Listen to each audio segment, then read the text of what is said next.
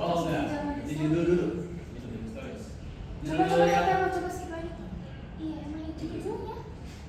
Oh ini perkenalan dulu. Oh ya, perkenalan dulu. Ya boleh. Mungkin bisa dimulai dari Tessa Keza. Dulu deh. Iya, Oke. boleh.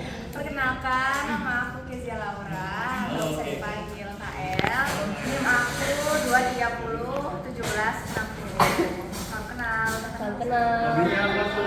Fun-fact-nya apa? Apa ya? Fun fact-nya, aku suka musik. Bukan. Ini siapa? Oh. Aku K-popers, suka Oke. buat, sama suka sayur dikit. Oke. MBTI-nya nggak tahu. Oh, belum cek. Siapa SKN-nya ini? INFJ. Oke, halo, perkenalkan nama saya Wulandari Nur Aulia Rahmawati, NIM saya 230481. Tempat tanggal lahir saya di Sumedang, tanggal 8 Mei 2004. Alamat saya sekarang di Geger Kalonggiram, Gang Geger Seri 1 nomor 45. Fun fact aku ada 2, suka musik dan suka MU.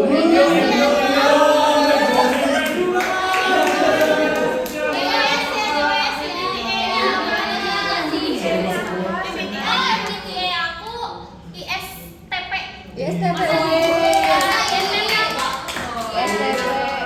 Aku Perkenalkan nama saya Fadil Najis dengan nomor NIM 230443. Asli Ciamis tapi bolak-balik di Ciamis Jakarta.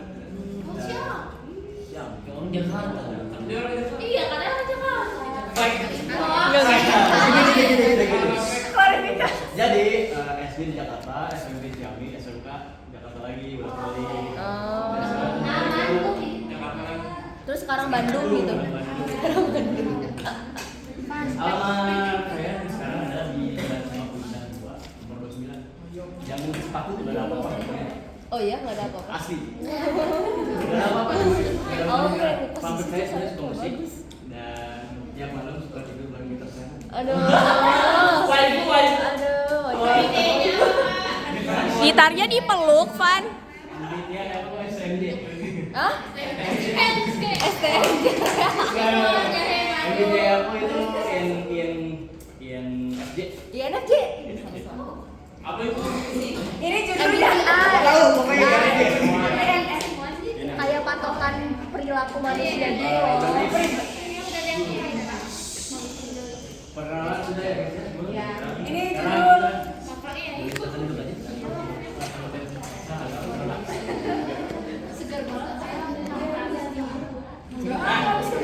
Jadi kawan-kawan judul presentasi kelompok saat ini adalah judulnya dinamika dan tantangan Pancasila sebagai dasar negara dalam bernegara, berbangsa dan bernegara.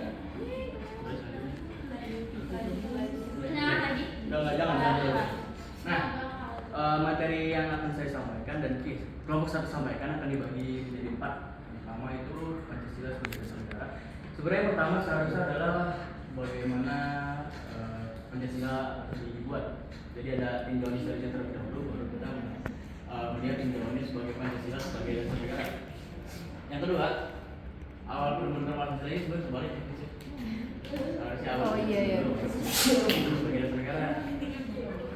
Tapi saya akan menjelaskan secara beruntun dari awal terbentuknya Pancasila lalu ke Pancasila sebagai dasar negara. Nah yang ketiga, histori Pancasila, dan keempat, dinamika dan tantangan Pancasila. Boleh satu ini?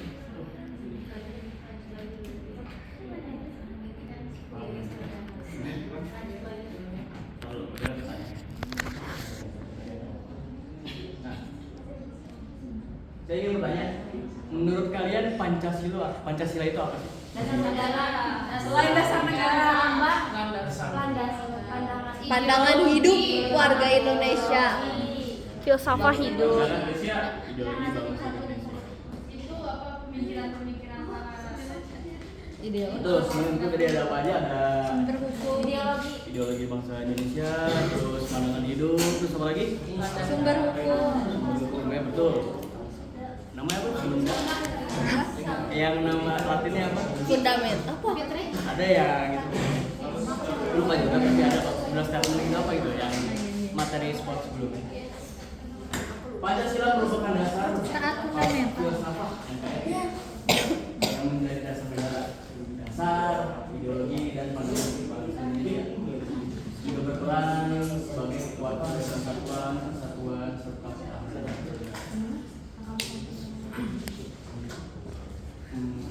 boleh. Berarti kalian sudah paham ya Pancasila. Dari SD juga. Pancasila gotong royong, seperti itu ya. Iya. Nah, awal terbentuknya Pancasila.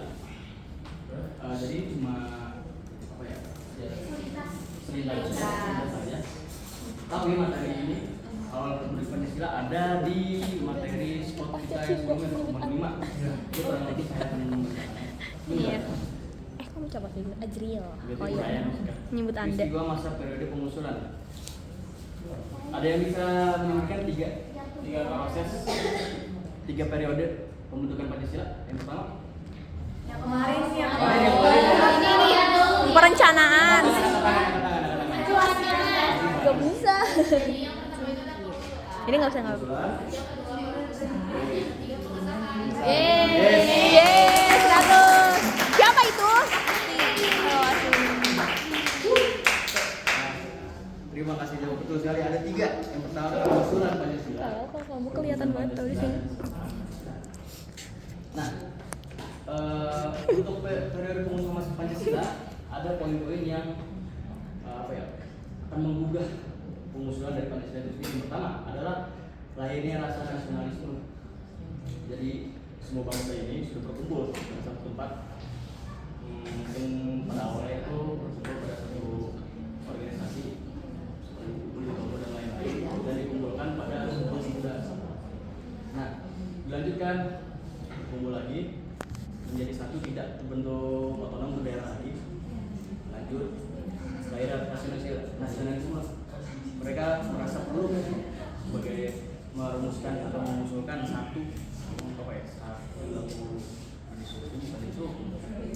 satu tiang untuk menyatukan mereka semua dalam satu rasa yang sama, nasib yang sama.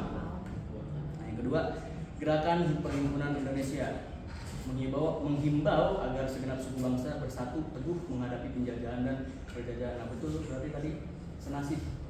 Mereka semua punya nasib yang sama, merasakan nasib yang sama dari penjajahan. Udah berapa tahun? 3,5 tahun ya. 3,5 tahun Belanda, terus akhirnya 3,5 abad. Abad.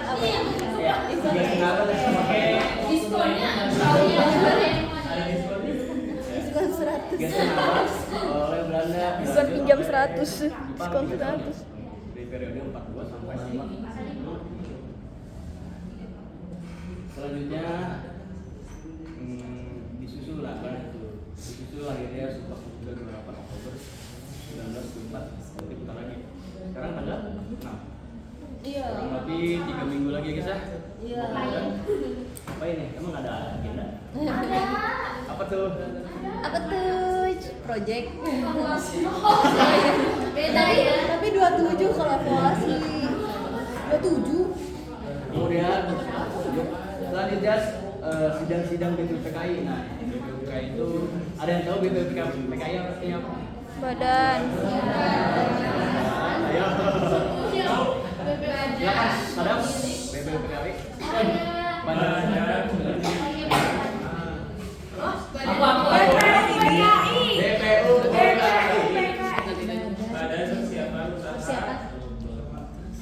Persiapan atau pendidikan? Iya. Aku juga apa?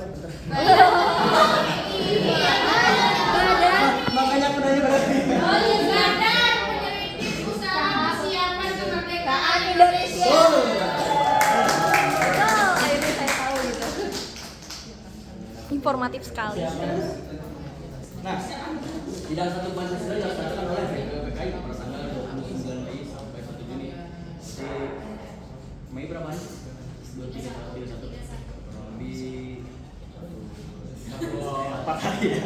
4 hari sih. Tahu lah yang kita sidang bertambah kemarin. Apalagi ini sidang menentukan dasar negara. udah kayak gitu di dasar negara buset. Iya bener. Iya aduh. BPUPKI diketahui oleh Imam Wedi Biningrat.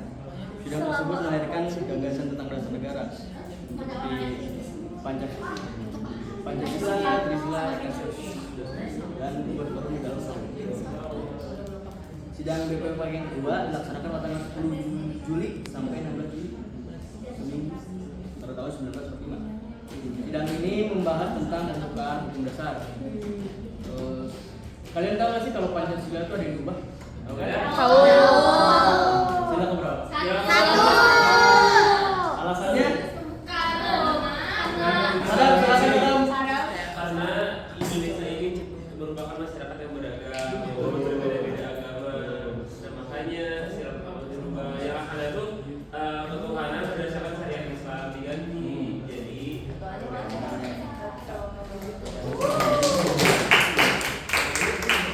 Jadi itu kata saya kurang lebih untuk menghormati yang berbeda.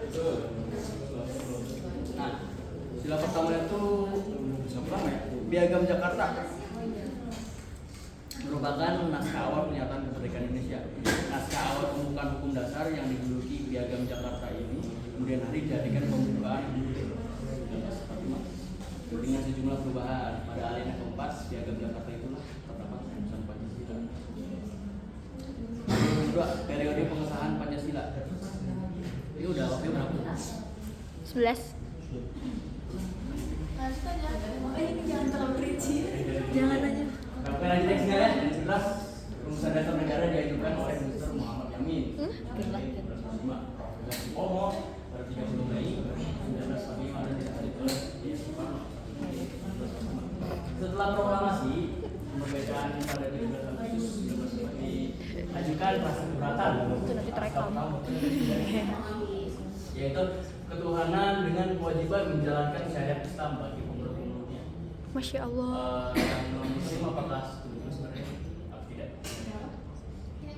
Ketuhanan. Ya makanya ada yang non muslim jadi nggak suka. Enggak, kalau gitu nanti yang non muslim banyak dipidana dong. Ya benar sih. Dan kemudian diganti menjadi ketuhanan yang Maha Esa oleh Muhammad Hatta. Pancasila Bapak saya. ditetapkan menjadi dasar negara Indonesia pada tanggal 18. Saya melihatnya di rumah. Historis Pancasila. Kemudian materi Historis Pancasila. Pancasila akan disampaikan oleh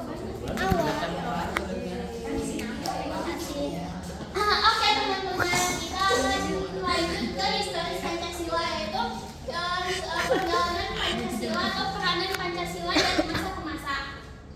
Yang pertama ada Orde Lama. Orde Lama ini berlangsung dari 1959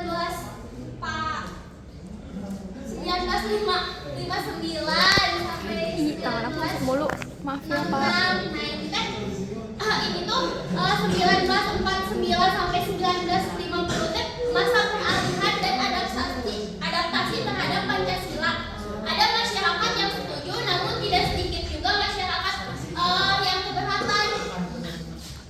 Lalu dalam periode 1950 sampai 1959, sistem demokrasi ditetapkan melalui pemilu tahun 1955 untuk memilih anggota konstituante. Nah teman-teman, kan masa Orde Lama tuh sering disebut juga dikenal juga dengan demokrasi terpimpin ya. Nah, dalam Orde Lama ini keberadaan Pancasila sempat mengalami polemik karena ada sebagian masyarakat yang setuju dan sebagian lagi ada yang keberatan. Pasti tahu dong peristiwa di masa Orde Lama yang sangat mengguncangkan Indonesia bahkan dunia, yang menewaskan 6 jenderal dan 1 perwira 6 jenderal dan 1 perwira itu. Sebentar lagi ya, sebentar lagi. Masih udah peringatan ya. Nah, itu tuh salah satu tindakan penyimpangan terhadap Pancasila.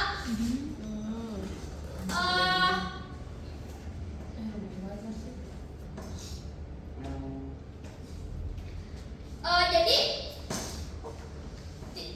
pemberontakan PKI itu kan dipimpin oleh DNIP ya. Nah, itu tuh tujuan PKI komunis. Palu Arit. Itu adalah salah satu bentuk penyimpangan di masa Orde Lama. Lalu kita ke masa demokrasi terpimpin. Nah, ini demokrasi terpimpin itu yang tadi ya, yang Soekarno pada 1950 itu Soekarno mengubah sistem pemerintahan menjadi demokrasi terpimpin. Nah, di sistem ini teh memperluas peran militer yang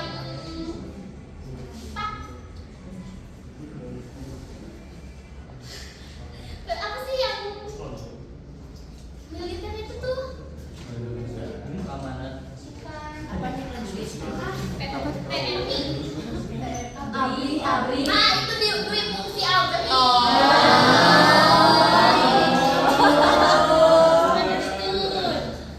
Lalu di demokrasi terpimpin ini muncul juga dekret presiden yang dekret presiden ini yang Soekarno yang menyerahkan kekuasaannya kepada Soeharto. Terus boleh iya betul. Terus ada masa Orde Baru. Nah, ini yang tadi munculnya dekret presiden itu sebagai mengakhiri Orde Lama dan terbentuk lagi Orde Baru. Nah, di masa Orde Baru ini Presiden Soeharto memulihkan kembali beberapa kekacauan yang terjadi seperti pemberontakan PKI itu. Upaya pemulihan tersebut terlihat dari adanya rencana pembangunan 5 tahun atau TPLITA.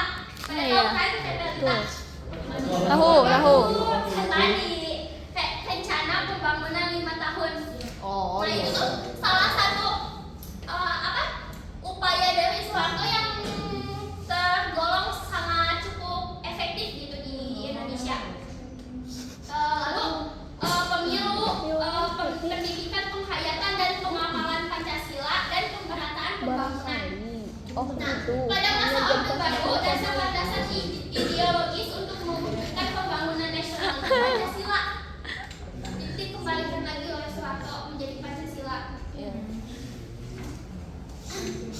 Nah, salah satu contoh pemerataan pembangunan yang sesuai dengan nilai-nilai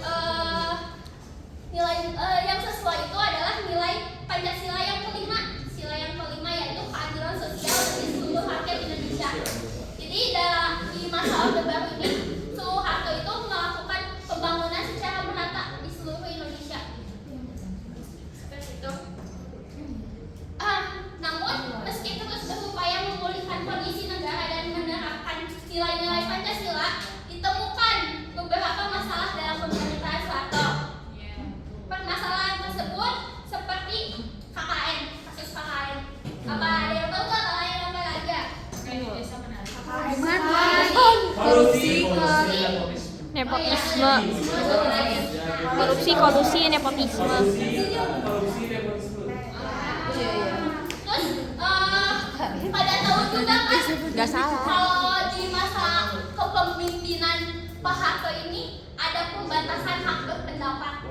Iya. Lalu ada juga ya itu keluarga negaraan Cina itu harus berapa bulan sekali gitu harus Ke Cina. kantor imigrasi. Oh, Nah, imigrasi. seperti contohnya itu legenda bulu tangkis Indonesia. Susi ya.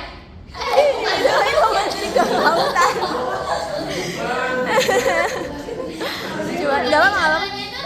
Susi Susanti kan beliau telah meraih masuk ada ke di Indonesia, namun beliau masih bukan keluarga negaraan Indonesia. Jadi beliau itu harus 6 bulan sekali harus ke kantor imigrasi untuk menjadikan keluarga negaranya.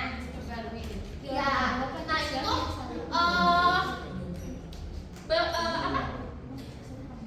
masalah-masalah dalam pemerintahan Orde Baru. Lalu dalam reformasi selanjutnya ada reformasi. Nah, di reformasi ini rakyat menuntut keadilan dan meminta pemerintah untuk merubah tatanan kehidupan lama menjadi baru. Nah, orde baru ke reformasi kan udah tau lah gimana perubahannya dulu dari orde baru ke reformasi. Nah, reformasi itu berarti pada masa Pak Habibie ya. Betul. Dalam masa itu Pak Habibie itu memperbaiki sistem pemerintahan sebelumnya. Juga Pak Habibie sangat dikenal mampu memperbaiki sistem ekonomi Indonesia yang pada masa Orde Baru itu mengalami apa? Ada yang tahu? Pada masa Orde Baru itu sempat mengalami Indonesia Krisis. ya inflasi. Nah, pada masa reformasi atau awal kepemimpinan Presiden Habibie itu memperbaiki sistem ekonomi itu, jadi nilai tukar rupiah sudah kembali stabil. Lalu pada masa reformasi ini Presiden Habibie mereformasi bidang politik dan hukum. Penerapan Pancasila sebagai ideologi negara harus digaungkan dari reformasi sampai saat ini masih terus digaungkan gitu keberadaan Pancasila itu. Lalu seperti yang kita ketahui dari masa reformasi sampai saat ini upaya penggantian ideologi Pancasila dengan ideologi lainnya cukup menurun ya. Maksudnya tidak sebanyak waktu Orde Baru atau Orde Lama gitu untuk penggantian ideologi Pancasila. Meskipun masih ada beberapa yang ingin mengganti ideologi Pancasila seperti berita kemarin gitu. Apa? Saja berita. Nah, mungkin seperti itu penjelasan dari saya terkait penerapan Pancasila dari masa ke masa. Boleh slide selanjutnya?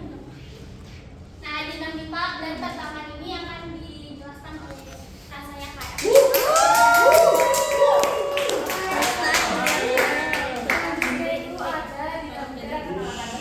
Sebenarnya yang paling utama itu KL. dinamika dan tantangan Pancasilanya ini sendiri gitu. Cuma karena materi ini tentang tinjauan historis, makanya tadi dibahas gimana sih perjalanan Pancasila dalam sejarahnya gitu, dari awal terbentuknya, terus ada tantangan-tantangan yang dihadapi selama Orde Lama, Orde Baru sampai reformasi, bahkan sampai sekarang pun juga sebenarnya masih ada tantangan yang dihadapi gitu oleh Pancasila. Nah, tantangan yang pertama itu adalah menghadapi kebebasan masyarakat tanpa batas yang menimbulkan hal negatif. Sebenarnya kita merdeka tuh untuk mencari kebebasan sih, memang nggak salah. Bebas itu bukan sesuatu yang buruk gitu, malah itu menurut kita sesuatu yang baik. Kita sebagai manusia itu pasti menginginkan adanya kebebasan. Utamanya terutama itu dalam kebebasan berpendapat, kebebasan untuk mendapatkan hak dan lain sebagainya gitu. Tapi ya kebebasan berekspresi juga. Tapi kebebasan yang kita dapatkan sekarang ini itu bisa menimbulkan hal yang negatif gitu, kayak karena kita terlalu bebas untuk mengakses informasi, bisa aja informasi yang kita dapatkan itu digunakan secara salah. Kayak misalnya sekarang paling kayak hacking gitu, terus penyalahgunaan data. Nah kan itu bahaya kan, akhirnya menimbulkan hal yang negatif gitu. Yang kedua ada menurunnya rasa persatuan dan kesatuan. Karena sekarang ini balik lagi, sekarang manusia itu kita sebagai warga Indonesia udah diberi banyak kebebasan. Jadi kita rasa persatuan dan kesatuannya itu malah jadi berkurang karena kita karena bebas itu kita jadi lebih mementingkan diri sendiri. Padahal kalau yang ada di Pancasila kan tidak bisa seperti itu, karena Persatuan Indonesia.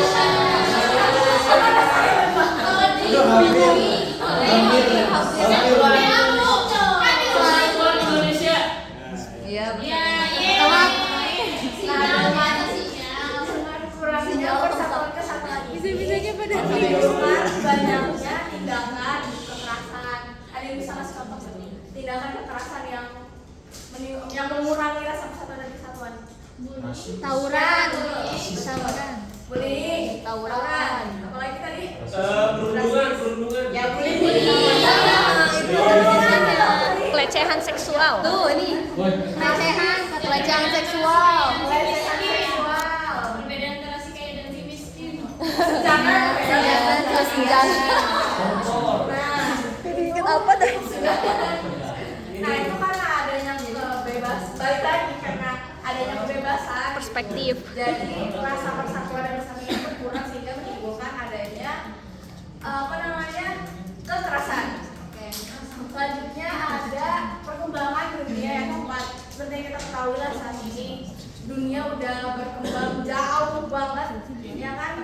Kayak tiba-tiba teknologi sekarang serba instan. Sekarang udah ada AI, ya kan? Tiba-tiba banget gitu. Tiba-tiba lah pokoknya yang muncul AI dan bikin semuanya jadi gratis. Tidak tiba-tiba sih, udah lama.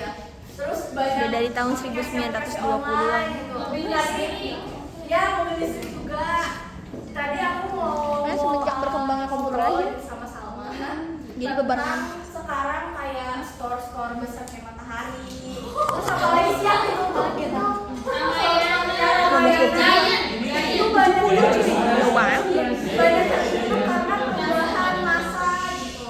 Jadi sekarang orang-orang tuh lebih memilih itu belanja Online. belanja online. Gomart. Nah, perkembangan dunia yang cepat itu juga bisa jadi tantangan untuk si Pancasila ini. Selanjutnya, berkaitan sama perkembangan dunia yang cepat, karena perkembangan dunia ini semakin cepat, maka keadaan ekonomi, politik, pertahanan dan keamanan itu berpacu untuk berusaha membangun bangsa. Nah, dengan adanya pacuan ini gitu, Pancasila bisa aja jadi dilupakan karena ya ini dengan untuk memacu bangsa kita supaya nggak ketinggalan, bisa aja Pancasila itu dilupakan gitu kan, kayak ketidakadilan gitu ya, masih kayak apa ya, ada yang bisa kasih contoh nggak? Ketidakadilan untuk membangun yang di apa ya, kita ini pemerintah tuh tujuannya mau membangun bangsa, tapi justru ada ketidakadilan. Apa kayak isu jalannya koruptor yang bagus kayak digusur? Iya, digusur. Infrastruktur sama pendidikan. Iya, dari itu kayak Digusur yang digusur. Yang yang keras. Ya betul. dengan alasan mau membangun gitu, tapi kan tidak adil kan? Itu tidak sesuai sama Pancasila. Setuju. Keberapa Pancasila? Pancasila. 5. Pancasila ke-5. Nah, kayak selanjutnya ya.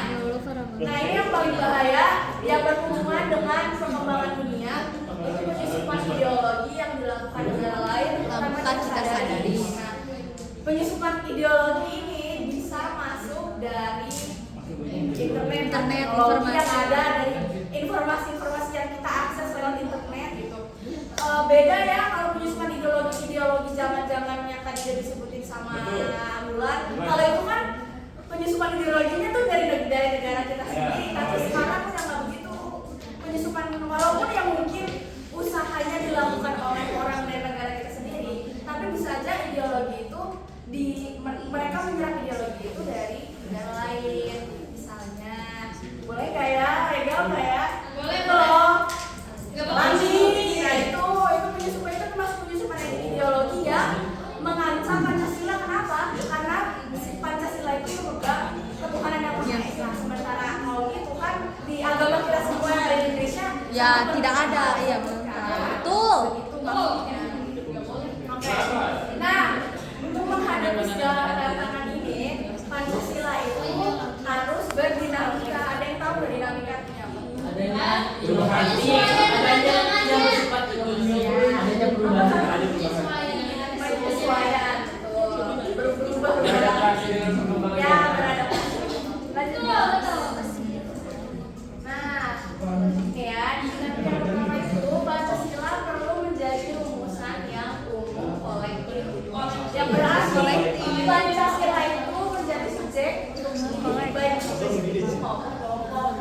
Pancasila ini harus bisa berdinamika demi kepentingan individu orang, kita sebagai orang yang punya hak maupun kelompok, jadi tidak cuma individunya doang yang diutamakan. Kolektif kak. Ya. Iya. Ya, oke, lanjut. Terus Pancasila perlu mengandung potensi yang berdasarkan kemungkinan hingga bisa terjadi dinamika internal atau itu kan benar kata Sadam ya, menyesuaikan sesuai dengan keadaan. Menyesuaikan dengan keadaan kita saat ini yang semakin berubah-ubah. Baru yang terakhir ada Pancasila harus mampu menghadapi pengaruh budaya asing khususnya dalam bidang ilmu teknologi modern. Sebenarnya bukan Pancasilanya itu kalau cuma Pancasilanya aja itu udah menurut saya pribadi udah sanggup untuk menghadapi ini semua. Yang harus bisa berdinamika itu sebenarnya manusia rakyatnya.